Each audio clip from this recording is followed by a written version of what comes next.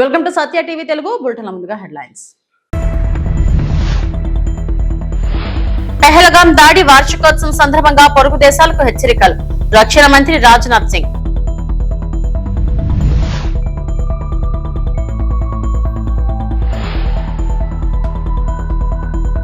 సింగపూర్లో కొనసాగుతున్న మంత్రుల పర్యటన.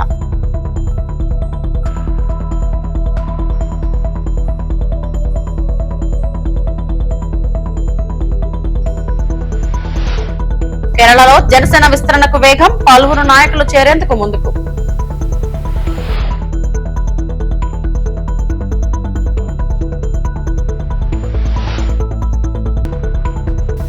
ఆర్టీసీ సమ్మె విరమించండి. తెలంగాణ రవాణా శాఖ మంత్రి పొన్నం విజ్ఞప్తి.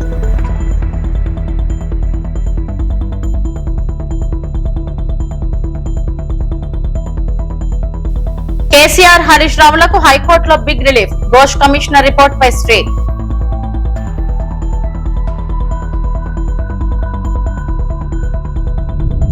పెహల్గాం ఉగ్రదాడి వార్షికోత్సవం సందర్భంగా దేశ భద్రతపై మరోసారి ఘాటు హెచ్చరికలు జారీ చేశారు కేంద్ర రక్షణ మంత్రి రాజ్నాథ్ సింగ్. దేశాన్ని అస్థిరపరిచే ప్రయత్నాలు చేసే పొరుగు దేశాలు తీవ్ర పరిణామాలను ఎదుర్కోవాల్సి వస్తుందని ఆయన స్పష్టం చేశారు. ఉగ్రవాదాన్ని ప్రోత్సహించే శక్తులపై భారత్ ఎట్టి పరిస్థితుల్లోనూ ఉపేక్ష చూపదని, అవసరమైతే కఠిన చర్యలకు వెనుకాడబోదని హెచ్చరించారు. భారత సార్వభౌమాధికారాన్ని కాపాడటంలో ప్రభుత్వం కట్టుదిట్టంగా ఉందని, సరిహద్దుల్లో భద్రతా బలగాలు అప్రమత్తంగా ఉన్నాయని తెలిపారు. దేశ ప్రజల భద్రతే తమకు అత్యంత ప్రాధాన్యమని రాజ్నాథ్ సింగ్ స్పష్టం చేశారు. ऑपरेशन सिंदूर में हमारी सेना ने क्या कमाल किया है तो बतलाने की जरूरत है नहीं।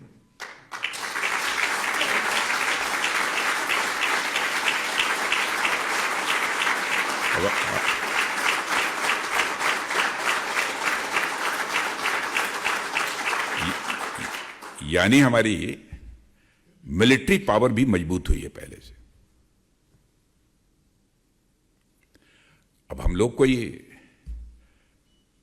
भारत ने आज तक, भारत की हिस्ट्री उठाकर देख ले कोई, आज तक भारत ने दुनिया के किसी देश पर अपनी तरफ से आक्रमण नहीं किया।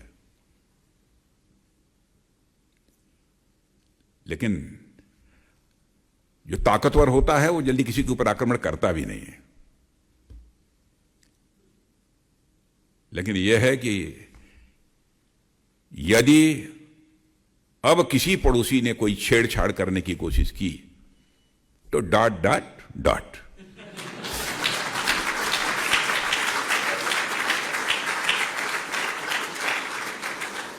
और पड़ोसी तो ठीक ठाक है, एक ही गड़बड़ है। సింగపూర్ లో ఏపీ మంత్రుల బృందం పర్యటన కొనసాగుతుంది. ప్రజలకు మెరుగైన పాలన, ఉత్తమ సేవలు అందించడంపై వారం రోజుల పాటు సింగపూర్ ప్రభుత్వం మంత్రులకు శిక్షణ ఇస్తుంది. ఇవాళ ఉదయం సింగపూర్ హోంమంత్రి షణ్ముఖంతో మంత్రులు భేటీ అయ్యారు. సింగపూర్ లో ప్రజల రక్షణకు తీసుకుంటున్న చర్యలు, ఆ దేశ చట్టాలపై షణ్ముఖం మంత్రులకు వివరించారు. నేషన్ ఫస్ట్ గవర్నెన్స్, రాజకీయ జవాబుదారీతనంపై ఇవాళ ట్రైనింగ్ ఇవ్వనున్నారు. మంత్రులు అనిత, నారాయణ, బీసీ జనార్దన్ రెడ్డి, అనగాని సత్యప్రసాద్, అచ్చెన్నాయుడు, సత్యకుమార్ సింగపూర్ వెళ్లిన వారిలో ఉన్నారు.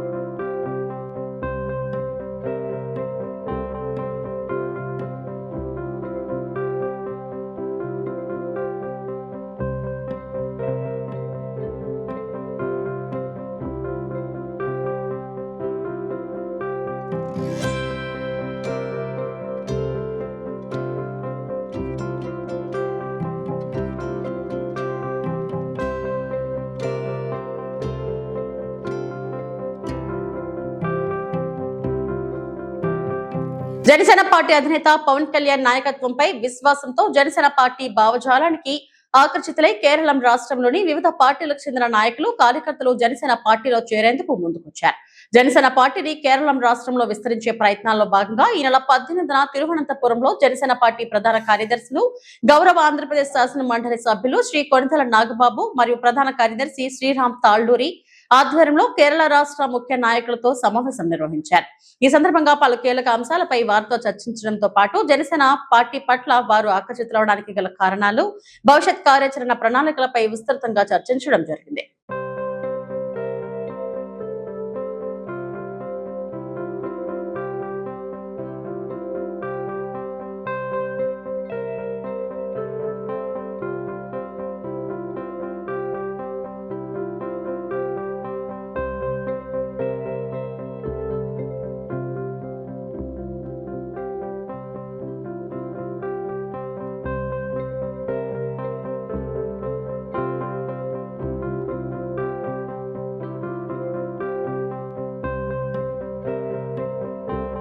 వైకాపా నాయకులు అరాచకవాదులుగా మారారని టీడీపీ ఎమ్మెల్యే గోరంట్ల బుచ్చయ్య చౌదరి తీవ్ర విమర్శలు చేశారు. జగన్ సహా ఆ పార్టీ నేతలంతా హత్య రాజకీయాలు చేస్తున్నారని మండిపడ్డారు. రాజమహేంద్రవరంలో గోరంట్ల మీడియాతో మాట్లాడారు. నేను ఓ వర్గాన్ని విమర్శించినట్లు సాక్షి మీడియాలో తప్పుడు ప్రచారం చేస్తున్నారు. నా వ్యాఖ్యలను వక్రీకరించి రాస్తున్నారు. కులాలు, మతాల మధ్య వైషమ్యాలు సృష్టించొద్దని కోరుతున్నా. తప్పుడు రాతలపై క్షమాపణలు చెప్పాలి, లేకుంటే పరువు నష్టం దావా వేస్తా. రాష్ట్రంలో అల్లర్లు సృష్టించడమే జగన్ లక్ష్యంగా మారిందని గోరంట్ల మండిపడ్డారు.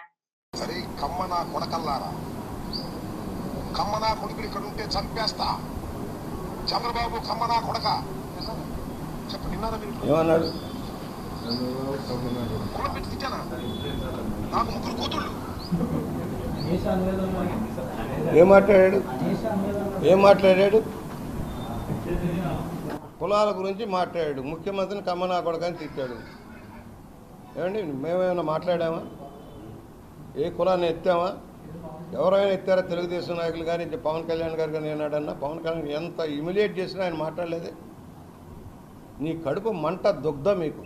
ఇక రాలేము, ఈ రాష్ట్రంలో మళ్ళీ అధికారంలోకి రాలేము. బూతుల పంచాంగం, అధికారంలో ఉన్నప్పుడు బూతుల పంచాంగమే, అధికారం లేనప్పుడు బూతుల పంచాంగమే. హత్యా రాజకీయాలకు మారిపోయారు. కోడికత్తి డ్రామా. ఏమైంది? ఎందుకు సాక్ష్యం చెప్పడం లేదు? ఎందుకు కోర్టుకు వెళ్ళటం లేదు? ప్యాలెస్ తిరుగుతున్నావు, విదేశాలు తిరుగుతున్నావు, కోర్టుకు వెళ్ళి సాక్ష్యం చెప్పే ఓపిక తీరిక లేక నీ నగ్న రూపం బయటకు వస్తుందన్న భయమా అని అడుగుతా ఉన్నా. నీ సొంత బాబాయ్ హత్య కేసుని మాఫీ చేయడం కోసం సిబిఐ మీదే కేసు పెట్టిన ముఖ్యమంత్రివి నువ్వు. ఏం చెబుతారు ఈ నాయకులంతా? ఏం చెబుతారు? ఏం మాట్లాడాడు అంబటి రాంబాబు? ఏం మాట్లాడుతుంది రోజా? ఏం మాట్లాడుతుంది పేరు నాని? ఏం మాట్లాడుతుంది జోగి రమేష్? మీరు చేసిన బియ్యం కుంభకోణాలు, మీరు చేసిన మైనింగ్ కుంభకోణాలు, కాంట్రాక్ట్లో దోపిడీ, మద్యంలో దోపిడీ, అన్ని విచారణ జరుగుతున్న బాధ.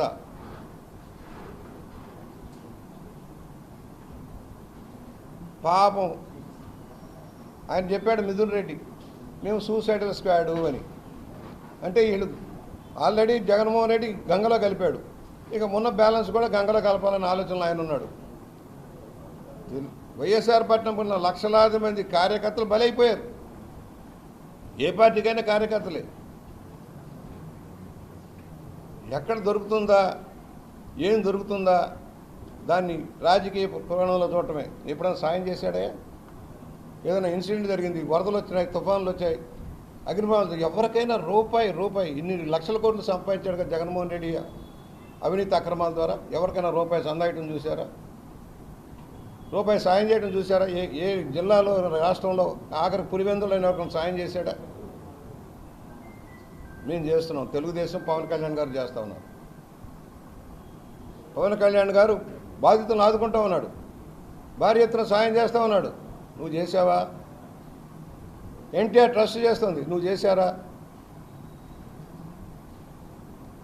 జేబులు నింపుకోవడమే మీ లక్ష్యం. అప్పుడే జనం మర్చిపోయారు. 2020 నెలలకే మర్చిపోయారు అనుకుంటా. మర్చిపోలే జనం. తగిన విధంగా స్పందిస్తారు. నేను చెప్పేవాడిని, అయ్యా పాపం పండుతూ ఉంది, రాబోయే రోజుల్లో ప్రభంజనం రాబోతుందని చెప్పాను. ప్రభంజనం వచ్చింది, 11 సీట్లకు పరిమితం చేశారు. అందువల్ల మెల్ల చెబుతున్నాం నాయకులకి, కులాల పేరుతోటి చూడండి ఏం రాస్తాడు.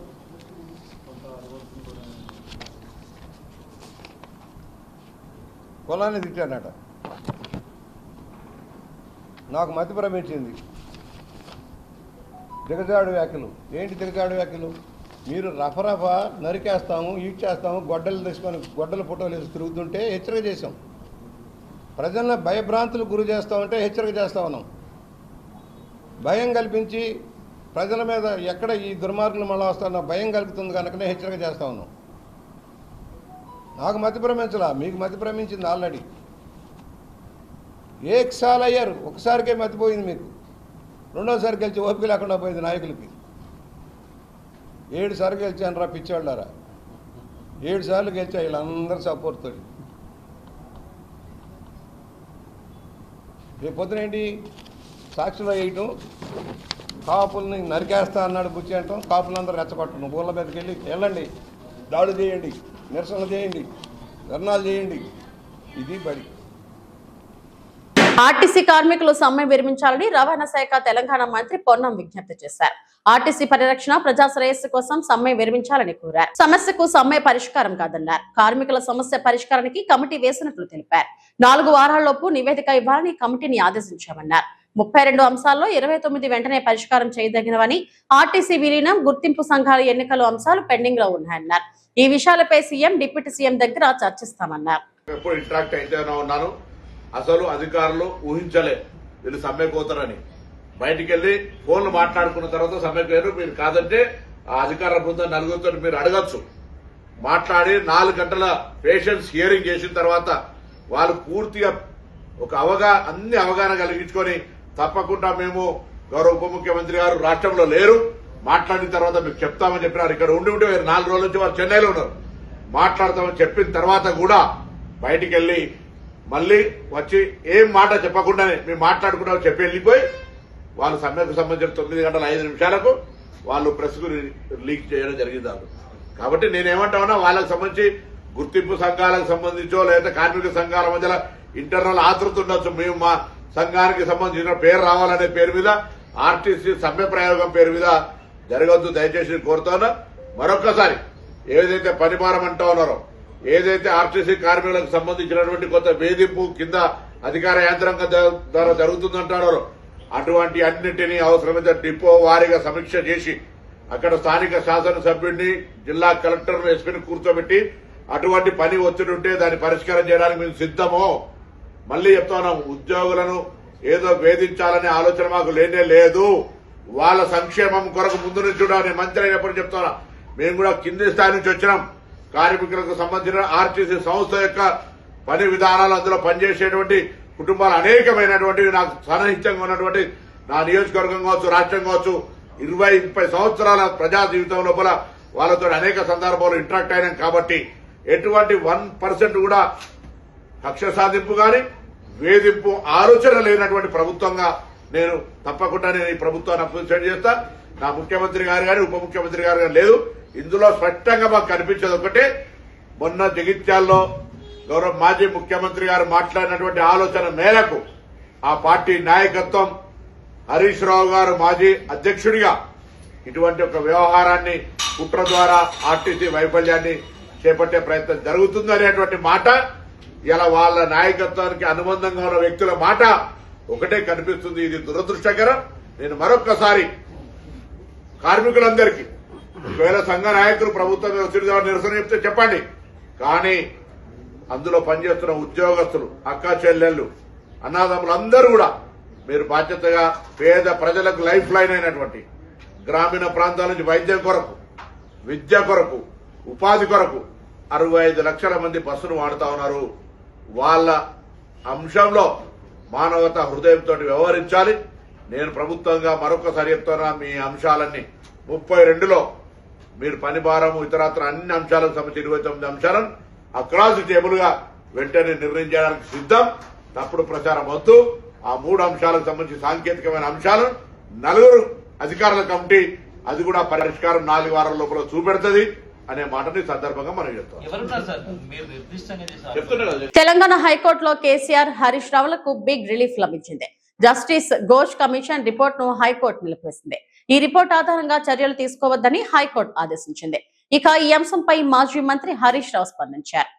గత బీఆర్ఎస్ ప్రభుత్వం మీద బురద జల్లాలని, ఏదో ఒక రకంగా రాజకీయ లబ్ధి పొందాలని ఆ రోజు ఎన్నికల ముందు ప్రయత్నం చేసినారు. ఇప్పుడు కూడా గత 2 సంవత్సరాలుగా అదే ప్రయత్నం చేస్తూ వచ్చారు. రకరకాల లీకులను పంపుతూ అక్రమ కేసులు బనాయిస్తూ ఏదో ఒక రకంగా బీఆర్ఎస్ పార్టీపై బురద జల్లే ప్రయత్నం చేసినారు. కానీ నేటి తీర్పుతో ప్రాథమిక హక్కులు, సహజ న్యాయ సూత్రాలను విస్మరిస్తూ ఘోష్ కమిషన్ ఇచ్చిన రిపోర్టు చెల్లదని, ఆ రిపోర్టు ఆధారంగా ఎలాంటి చర్యలు తీసుకోకూడదని రాష్ట్ర సర్వోన్నత న్యాయస్థానం ఇచ్చినటువంటి తీర్పు రేవంత్ రెడ్డి గారికి, కాంగ్రెస్ పార్టీకి చెంపపెట్టు. ఇప్పటికైనా రేవంత్ రెడ్డి గారు ఈ చిల్లర రాజకీయాలు మాని ఆ కుంగిన 2 పిల్లర్లను వెంటనే మరమ్మతు చేసి రాష్ట్ర రైతాంగానికి సాగునీరు అందించాలని చెప్పి కోరుతా ఉన్నాం. ఎందుకంటే ఇప్పటికే 2.5 సంవత్సరాల విలువైన సమయాన్ని వృధా చేశారు. కాళేశ్వరం ప్రాజెక్టులో 100 కాంపోనెంట్లలో మేడిగడ్డ ఒక కాంపోనెంట్. ఆ మేడిగడ్డలో ఉండే పదుల సంఖ్యలో ఉండే పియర్స్ లో 2 పియర్స్ మాత్రమే కుంగినాయి. దాన్ని మరమ్మతు చేయకుండా 1,00,000 కోట్లు కొట్టుకుపోయినాయని, కూలిపోయిందని, కూలేశ్వరం అయిందని పదే పదే మాట్లాడుతూ ఒక అబద్ధాన్ని 100 సార్లు చెప్తే నిజమవుతుంది అనేటువంటి విధంగా గోబల్స్ ప్రచారానికి కాంగ్రెస్ పార్టీ పాల్పడ్డది. సో ఇవాళ తీర్పు మేము స్వాగతిస్తా ఉన్నాం. ఇప్పటికైనా రేవంత్ రెడ్డి గారు వెకిలి చర్యలు మాని, చిల్లర రాజకీయాలు మాని ఆ 2 పిల్లర్లను మరమ్మతు చేసి రాష్ట్ర ప్రయోజనాలు కాపాడాలని కోరుతా ఉన్నాం. ఎప్పటికైనా కాళేశ్వరమే ఈ రాష్ట్రానికి ప్రాణాధారం అవుతుంది. హైదరాబాద్ తో సహా మరి 70% తెలంగాణకు త్రాగునీరు అందించే ప్రాజెక్టు కాళేశ్వరం ప్రాజెక్టు. మరి దాదాపు 37 లక్షల ఎకరాలకు సాగునీరు అందించే ప్రాజెక్టు కాళేశ్వరం ప్రాజెక్టు. రాజకీయాలకు అనేక అవకాశాలు ఉన్నాయి, రాజకీయాలు చేయడానికి అనేక వేదికలు ఉన్నాయి. కానీ రాష్ట్ర ప్రయోజనాలను ఫలంగా పెట్టి రాజకీయాలు చేయకూడదు. ఎమిగ్నూరు కోఆపరేటివ్ స్టోర్స్ ఆధ్వర్యంలో దుకాణాల నిర్మాణానికి భూమి పూజ చేసిన MLA doctor B V Jaya Nageswara Reddy. Yemmiganur cooperative stores limited ఆధ్వర్యంలో నూతన దుకాణాల నిర్మాణానికి నిర్వహించిన భూమి పూజ కార్యక్రమంలో ఎమ్మెల్యే డాక్టర్ బివి జయనాగేశ్వరరెడ్డి పాల్గొన్నారు. ఈ సందర్భంగా కోఆపరేటివ్ స్టోర్స్ చైర్మన్, డైరెక్టర్లు, ఇన్ఛార్జ్ కార్యదర్శి, ఏఎంసీ చైర్మన్ మరియు టీడీపీ కమిటీ సభ్యులతో కలిసి భూమి పూజ నిర్వహించారు. పట్టణ అభివృద్ధిలో భాగంగా ఈ దుకాణాల నిర్మాణం చేపడుతున్నామని, కూటమి ప్రభుత్వం అన్ని వర్గాల ప్రజల అభివృద్ధికి కట్టుబడి పనిచేస్తుందని ఎమ్మెల్యే డాక్టర్ బివి జయనాగేశ్వరరెడ్డి తెలిపారు. ఈ కార్యక్రమంలో కోఆపరేటివ్ స్టోర్స్ చైర్మన్ గట్టు ఆల్తాఫ్, డైరెక్టర్లు బోయ రాఘవేంద్ర, వడ్డే రవిచంద్ర, కుమ్మరి లక్ష్మణ, పర్సన్ ఇన్ఛార్జ్ ఎం రామరాజు, ఏఎంసీ చైర్మన్ కుర్మ మల్లయ్య, టీడీపీ పట్టణ కమిటీ సభ్యులు, స్థానిక నాయకులు, కార్యకర్తలు పాల్గొన్నారు.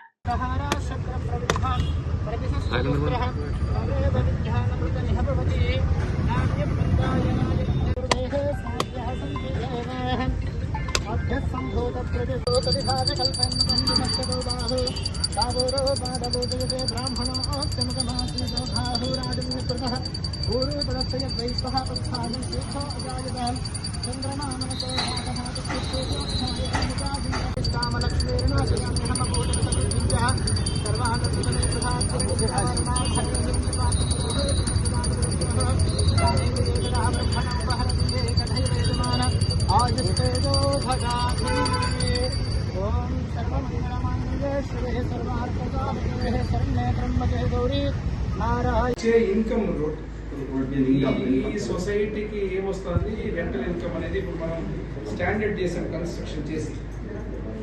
దీని ద్వారా ఈరోజు ఏమైతే పర్మనెంట్ ఇన్కమ్ అది, ప్లస్ వాళ్లకు రోడ్డు వైడనింగ్ మనకి ఇబ్బంది కాకుండా పర్మనెంట్ స్ట్రక్చర్ కానీ చేస్తాము. వాటికి వస్తుంది మిల్క్ సొసైటీకి సంబంధించిన సొసైటీ విధి విధానాలు ఇది ఊరికి తెలియదు, ఇట్లేమనుకోదని వెంటనండి.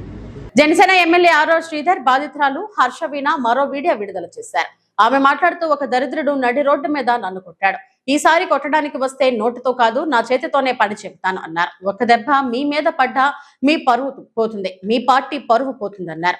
ఆరో శ్రీధర్ ని గురించి లాగాలి అంటే ఈస్ట్ గోదావరి ఏలేశ్వరం నుంచి విజయవాడ నోవటల్ వరకు లాగవచ్చన్నారు.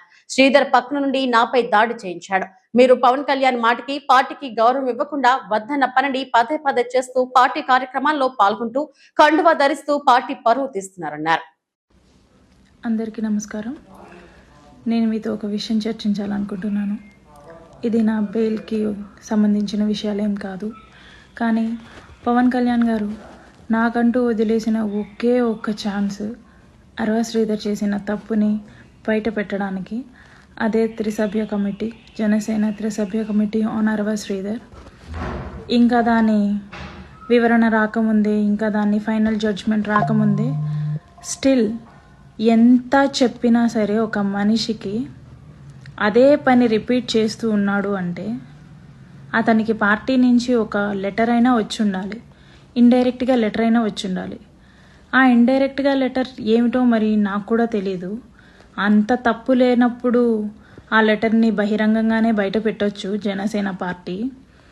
కానీ అలా ఇండైరెక్ట్గా లెటర్ అనేది రిలీజ్ చేసిందో మరి వీళ్ళే అన్నీ వదిలేసుకొని బయట అలా కండువ కప్పుకొని ఒక కొత్త జెండా ఆవిష్కరిస్తూ తిరిగేస్తున్నారో నాకు అర్థం కావట్లేదు.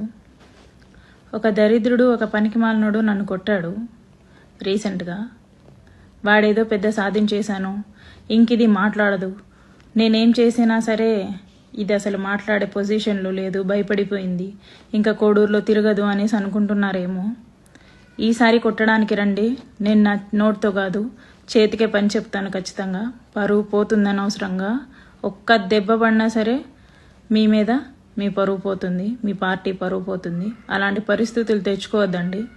లాస్ట్ టైం నీ ఏజ్కి గౌరవం ఇచ్చో, లేకపోతే నేను షాక్లో ఉండేవు, నేను నిన్ను కొట్టలేదేమో. కాకపోతే ఈసారి నా నోటికి కాదు నా చేతికే పని చెప్పడం జరుగుతుంది. అండ్ పార్టీ కండువా ఎందుకు వేసుకుంటున్నారో మరి నాకు తెలీదు. ప్రజలే దీన్ని గమనించాలి. పార్టీ ఇంత నీచమైన సిచ్యువేషన్లో ఉందా అనేసి ప్రజలే గమనించుకోవాలి.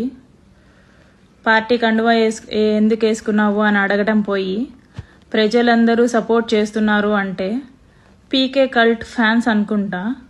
కాకపోతే మీ ఇంట్లో కూడా ఆడవాళ్ళు ఉంటారు, మీ ఇంట్లో కూడా అమ్మ, అక్క, చెల్లి, పెళ్ళాం, కూతురు ఉంటారు. వాళ్ళందరికీ కూడా సేమ్ సిచ్యువేషన్ రావచ్చు, రాకపోవచ్చు. అది చిన్నది కావచ్చు, పెద్దది కావచ్చు. సిచ్యువేషన్ మీ దాకా వస్తే తప్ప దాని సీరియస్నెస్ మీకు తెలియదు బ్రో. అలాంటి సిచ్యువేషన్ ఇలాంటి ఎమ్మెల్యేస్ వల్లే వస్తాయి. అండ్ అరవ శ్రీధర్, నీ గురించి లాగాలంటే ఈస్ట్ గోదావరి, ఏలేశ్వరం నుంచి విజయవాడ నోవోటల్ దాకా లాగొచ్చు. అండ్ నీ పక్కనుండేవాడు నన్ను కొట్టిన వాడి గురించి సంయుక్తంగా తెలియజేయగలను. ఇంకొకటి, నువ్వు కండువా వేసుకున్నంత మాత్రాన ఏదో సాధించినట్టు కాదు. లిటరలీ పవన్ కళ్యాణ్ గారిని అవమానించినట్టు, పార్టీని ధిక్కరించినట్టు. Shame of you. మగాడి లక్షణం కాదు శ్రీధర్ ఇది. వీణాకి చెప్పుతో కొట్టినట్టు సమాధానం చెప్పి శ్రీధర్ వైపు తప్పే లేదని నిరూపించుకొని, ఒక మగాడిలా నిరూపించుకొని అప్పుడు కండువా వేసుకుంటే నీకంటూ ఒక గౌరవం ఉండేది. ఇది షేమ్లెస్నెస్ అన్నమాట. తెలుగులో ఏమంటారో నీకే వదిలేస్తున్నా. అండ్ మీలాంటి వాళ్ళ వల్లే కదా పవన్ కళ్యాణ్ గారు ఈరోజు హాస్పిటల్లో ఉన్నారు. తెలంగాణ ఆర్టీసీని ప్రభుత్వంలో విలీనం చేయాలంటూ కార్మికులు తమకు న్యాయం చేయాలని డిమాండ్లను పరిష్కరించాలని కోరుతూ మెదక్ డిపో వద్ద ఆర్టీసీ కార్మికుల భారీ నిరసన చేపట్టారు. ఎన్నికల హామీల మేరకు ఆర్టీసీని తక్షణమే ప్రభుత్వంలో విలీనం చేయాలని, పెరిగిన పని భారాన్ని తగ్గించాలని డిమాండ్ చేశారు. యూనిట్లను పునరుద్ధరించాలని నిలదీస్తూ ప్రభుత్వం స్పందించే వరకు పోరాటం ఆపమని స్పష్టం చేశారు. దీంతో డిపో పరిసరాలు ఆందోళన వాతావరణం నెలకొంది.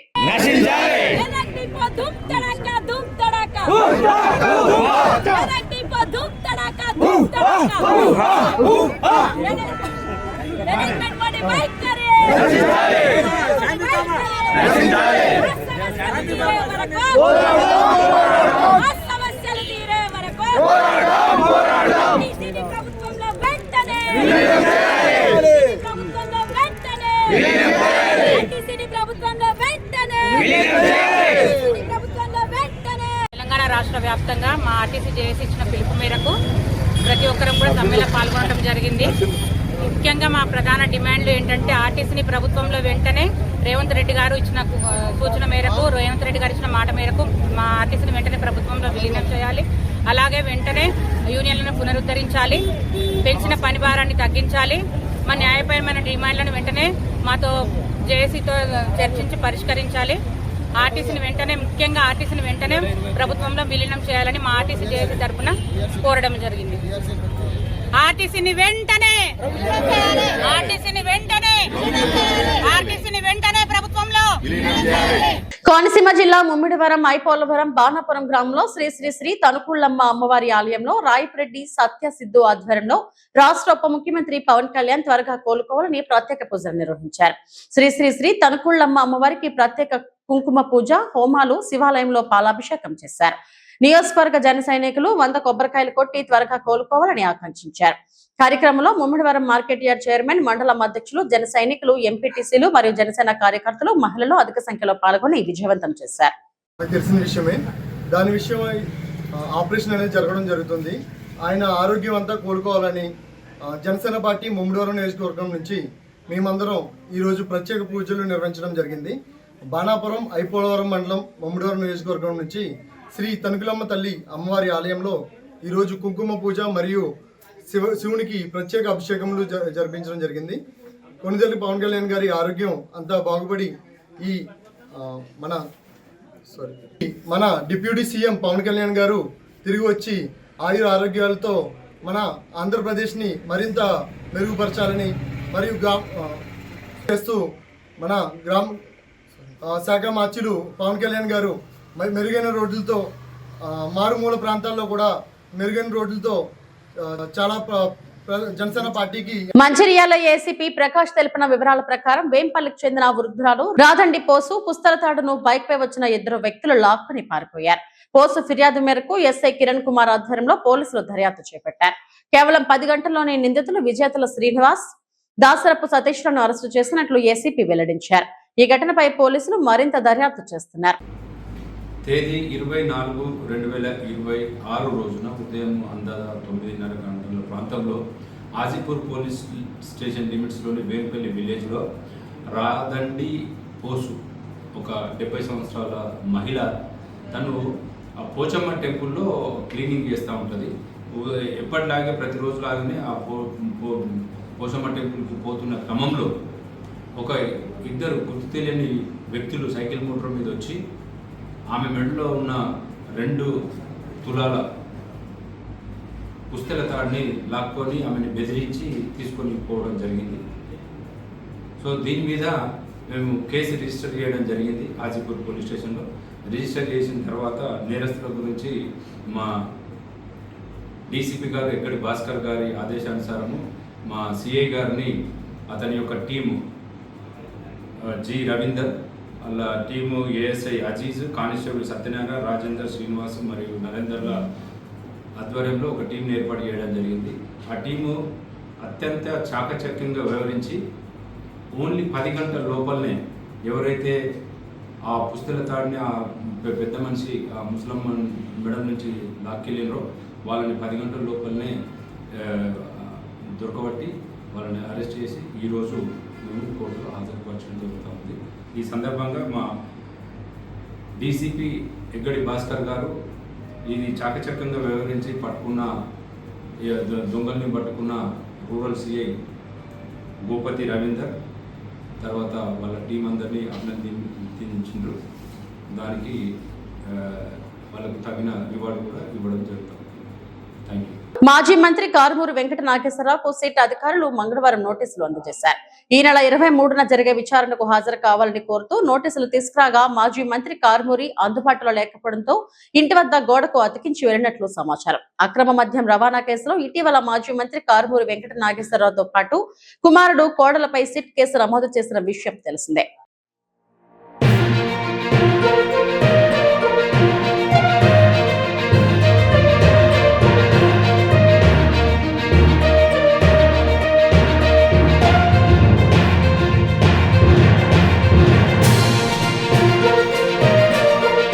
ఇవి ఇప్పటివరకు నా బులెటిన్ అప్డేట్స్. నమస్తే.